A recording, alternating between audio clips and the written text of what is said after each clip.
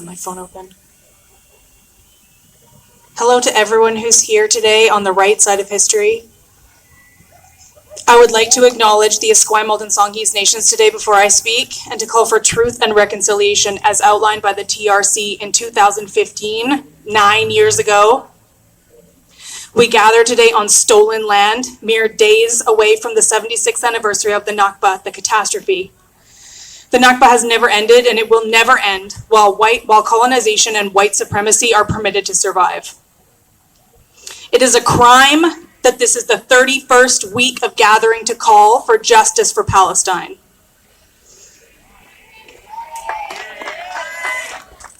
If you're here for the cause, you've likely called an email, shared on social media, talked to your friends and family, made donations, and more. There's nothing I could say up here today to anyone who's been participating for the past 7 months to do that hasn't already been done.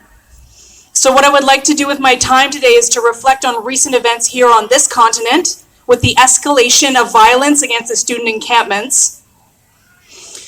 Crime.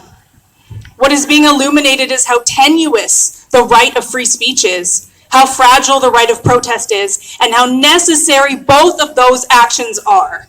That is why we gather every week. Yes, we hope that a passerby might hear information that finally changes their hearts. Yes, we invite those who haven't found their voice yet to be empowered by ours. But, and this has been said before, what coming out every week does is it joins us with our community.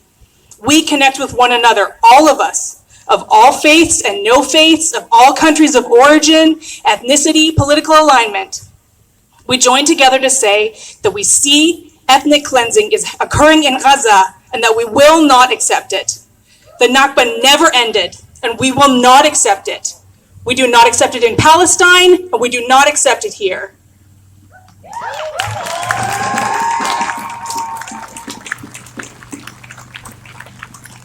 We unite to affirm that we see the impact of colonization, of white supremacy, of systems established to uphold those two oppressing forces. The Nakba could not and would not happen in a society that treats every human being as equal to one another. All of humankind is interconnected. We are a global citizenry who reject discriminatory systems wholeheartedly.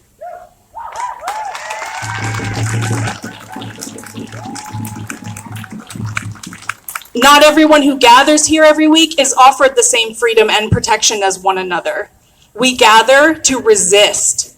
We resist the instinct to be quiet and polite and submit to an equitable treatment, and we resist the impulse to tell others to do so as well. We test our rights of free speech and of protest, and we stand with one another if those rights seem to be threatened. We believe that those rendered most vulnerable among us by white colonial mandates have the right to refuse their oppression.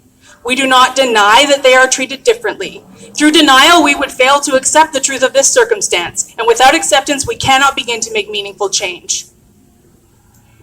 There is no world in which we see Palestinians as human beings who deserve liberty, but refute that there is a problem here at home, where systems of oppression harm marginalized folks among us, where we are villainized for calling for peace, blamed when counter-protesters instigate violence, and surveilled by the authorities instead of being protected by them. We see who is protected. We are not free until we are all free.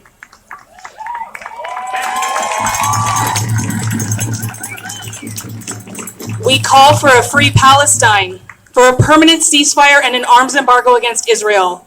We call for Palestine to be rebuilt and its people to be permitted to return home. We demand the end of the Nakba after 76 long years. Here on Turtle Island, we take action in our own community to demand justice and equal rights for our community members. We do not police how they respond to or talk about their own oppression because we are decolonized in our minds and hearts. We defend and protect one another. We demand equity for all because the people united can never be defeated.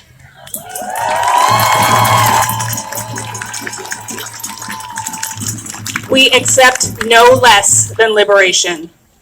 The Reverend Dr. Martin Luther King Jr. said something once that I think of often. He said, "The arc of the moral universe is long, but it bends towards justice." We gather here to pull morality to us, our collective energy like a magnet for liberty. We will walk that long arc as one. We are in it for the long haul. We are not free until we are all free. We get free together. Free, free Palestine!